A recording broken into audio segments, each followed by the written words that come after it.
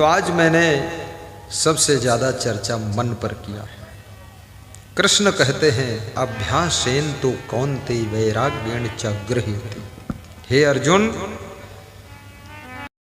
महाबाहो मन निग्रहम चलम। मन ये चंचल है मानता हूँ, लेकिन अभ्यास और वैराग्य के द्वारा इस चंचल मन को भी निग्रहित किया जा सकता है। प्रैक्टिस करना पड़ेगा। ये ध्यान एक अभ्यास है। जब ध्यान में तुम बैठते हो तो मन की निगरानी करते हो, मन कहाँ कहाँ जा रहा है। मन के तुम दृष्टा बनते हो, साक्षी बनते हो। आँख ज्यों ही बंद करते हो प्रबल मन सोचना शुरू कर देता है, और धीरे धीरे अभ्यास करते करते मन शांत और बस में होने लग जाता है। ई मन चंचल ई मन चोर, ई मन शुद्ध ठगहार। मन मन करते सुर नर मुनि जाड़े, मन के लक्ष्य मन यदि विवेक ना हो तो जब तुम्हारे पास में धन बढ़ता है तो मन और उछल कूद करता है, बड़ी गलतियां करने के लिए सोचने लग जाता है। जब अधिकार मिलता है तब तुम्हारा मन कुछ और बड़ी गलतियों को अंजाम देने के लिए सोचने लग जाता है। जब तुम्हें कोई पावर मिल जाता है तो ये मन और ज़्यादा इधर उधर भागने की कोशिश करता है। लेकिन जब तुम्हारा मन तुम्हारे वश में होता है तो अधिकार जब मिलता है तो अहंकार नहीं आता है, बल्कि अधिकार सेवा में खर्च होना शुरू हो जाता है। जब धन मिलता है धन का मद नहीं आता है, बल्कि धन दूसरों की जिंदगी को धन्य करने में लगने लग जाता है। और जब तुम्हें कोई पद मिलता है, पद पाकर के घमंड नहीं आता है, बल्कि पद की ताकत को तुम जन जन की सेवा में खर्च करने लग जाते हो। यदि तुम्हारा मन बस में है, अगर मन बस में नहीं है, मन समझता नहीं है, कंट्रोल नहीं हो रहा है, तो पद पाकर के मद का नशा चढ़ जाता है और उस अहंकार में तुम बड़ी बड़ी गलतियां कर बैठते हो। इसलिए मन को बस में करना जरूरी। कबीर कहते हैं मन के लाखों द्वार हैं भटकने के लिए, बहुत बच बच के चलना है। विद्यार्थी सावधान, साधु सावधान, नेता सावधान, अफसर भी सावधान, महिलाएं सावधान, पुरुष भी सावधान, जवान सब सावधान, बूढ़े भी सावधान। बूढ़ों का मन भी बूढ़ा नहीं होता है, शरीर तो बूढ़ा हो गया, खाट पर लेटे लेटे भी खुदर बुदर करते रहते हैं। इसलिए बूढ़े भी सावधान, बड़े भी सावधान, छोटे भी सावधान। और कबीर ने ये भी कहा है, बहुत बड़ी बात कहा है। कबीर कहते हैं मन की तरंग मार लो, हो गया भजन, आदत जरा सुधार लो, बस हो गया भजन। आदत जरा सुधार लो, बस हो गया भजन। मन की तरंग मार लो, बस हो गया भजन। मन की तरंग मार लो, बस हो गया भजन। गुस्सा करने से बहुत नुकसान होता है, बीपी हाई हो जाता है। ज़्यादा क्रोध आता है तो शुगर भी हो जाती है। ज़्यादा सोचने से भी शुगर की बीमारी हो सकती है। ज़्यादा जो टेंशन करते हैं वे कभी स्वस्थ नहीं रहते, चेहरा बदसूरत हो जाता है। 30 साल की उम्र में ही खीस निकल जाती है। इसलिए टेंशन मत करना। संतापाद भ्रस्यते रूपम, संतापाद भ्रस्यते बलम, संतापाद भ्रस्यते ज्ञानम, संतापाद व्याधि में क्षति।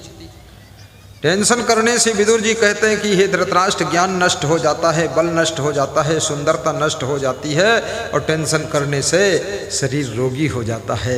इसलिए कृपया टेंशन मत करें, संभालो आपको। जिनकी तुम टेंशन करते हो उनको खुद की टेंशन नहीं है, और तुम उनकी टेंशन में अपने को बर्बाद कर रहे हो। एक सज्जन मुझे मिले, बोले मुझे शुगर हो गई। तुमने कैसे हुई? बोले टेंशन से हुई। तुमने कहा टेंशन से हुई, ये तो बहुत चिंता का विषय है, शुगर आपको हो गई। बोले शुगर तो टेंशन से हुई है, लेकिन शुगर की हमें टेंशन नहीं है, चाहे और बढ़ जाए कोई बात नहीं। बड़ा विचित्र आदमी। हंसने से शरीर की सैकड़ों बीमारियां खत्म होती है। गहरी नींद सोने से शरीर की सैकड़ों बीमारियां खत्म हो जाती है। और पेट में कब्जियत ना रहे, पेट साफ रहे, इससे शरीर की सुंदरता बढ़ती है। चिंता करने से, दुखी रहने से आपका चेहरा बदसूरत हो जाता है, बूढ़ा जैसा लगने लग जाता है। इसलिए चिंता मत करना, क्योंकि आप इस जन्म में तो बहुत कर्म कर रहे हैं, लेकिन पूर्व जन्म के कर्म भाग्य के रूप में तुमको प्राप्त हुई, वो भी साथ में, इसलिए उसका भी प्रभाव आपको भोगना पड़ेगा। इसलिए कभी कभी आप देखते हैं ना, कुछ लोग कम मेहनत करते हैं और बहुत उन्नति कर जाते हैं, और कुछ लोग बहुत मेहनत करते हैं बिल्कुल उन्नति नहीं कर पाते। ये सब पूर्व जन्म का भाग्य साथ दे रहा है। हालांकि भाग्य भी पूर्व जन्म के कर्मों से ही बनता है। वर्तमान में कर्म अगर आप सही सटीक सुधार लें, स्वभाव को अच्छा बना लें, व्यवहार को अच्छा कर लें, तो भाग्य में चार चांद लग सकते हैं। भाग्य ऐसा नहीं है कि भगवान ने जो लिख दिया वही है। हाँ, भाग्य तुम खुद लिखते हो। कर्म की कलम से भाग्य का लेख लिखा जाता है। कर्म करने में तुम स्वतंत्र हो। कर्मानुसार फल तो सभी मिलता यही है, मिलता यही है। एक गुरु की कथा सुना रहा था। श्री सत्येंद्र राय आज विशेष अतिथि के रूप में पधारे हुए हैं। जिला उपाध्यक्ष भी रहे हैं और पूर्व जिला पंचायत सदस्य भी रह चुके हैं। सिविल लाइन में रहते हैं, बड़े धीर वीर गंभीर हैं। और खड़े हो जाइए, ताली बजा दीजिए। आपके बीच का बालक राजनीतिक सेवा कर रहा है। उसकी इच्छा है कि राजनीति के मार्ग पर चलकर देश की सेवा करो। व्यासगादी तो आशीर्वाद दे ही रही है, आप भी आशीर्वाद देना उसको।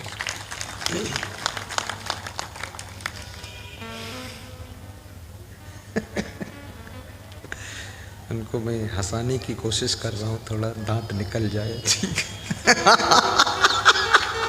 हाँ, निकल गया निकल गया। बड़ी देर से जुटा हुआ था मैं उसी चक्कर में।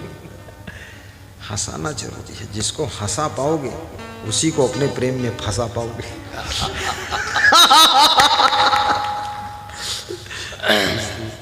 वास्तव में भगवान कृष्ण हंसते इसीलिए थे ना। सब गोपी ग्वाल, नंद बाबा, यशोदा और राधा, आधा और पूरा और थोड़ा, सब उनके प्रेम में फंस गए थे। सब जिस दिन वे नंदगांव छोड़कर चले हैं मथुरा तरफ, पूरा नंदगांव रो रहा। बूढ़े नंद बाबा फूट फूट कर रो रहे। यशोदा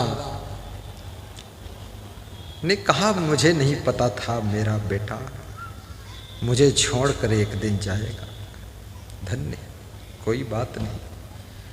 मैं समझता हूँ यशोदा मेरा नाम ही इसलिए है कि मैंने इस बेटे को यश पाने के लिए ही जन्म दिया।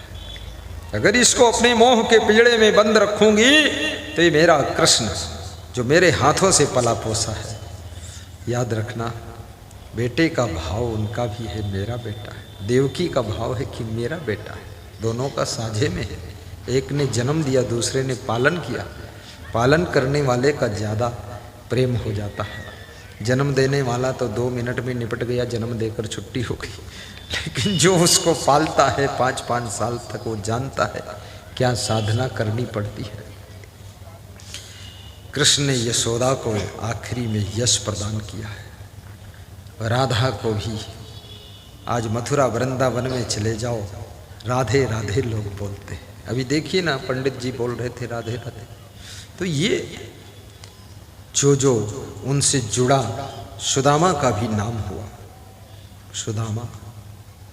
कृष्ण से हंसना सीखो, राम से मुस्कराना सीखो, कबीर से सतमार्ग पर चलना सीखो, गुरु नानक से सेवा करना सीखो, तो महात्मा बुद्ध से ध्यान करना सीखो, और स्वामी महावीर से अंतर्मुख रहना सीखो, और राम भगवान से राक्षसी प्रवृत्तियों का विनाश करना सीखो, साधु संतों की सेवा करना सीखो, लक्ष्मण से भाई की सेवा करना सीखो, भरत से प्रेम करना सीखो, और शत्रुघ्न से मौन रहना सीखो, और सीता से पति के पद चिन्हों पर चलना सीखो, और सुपर्णखा से नाक कटवाना सीखो।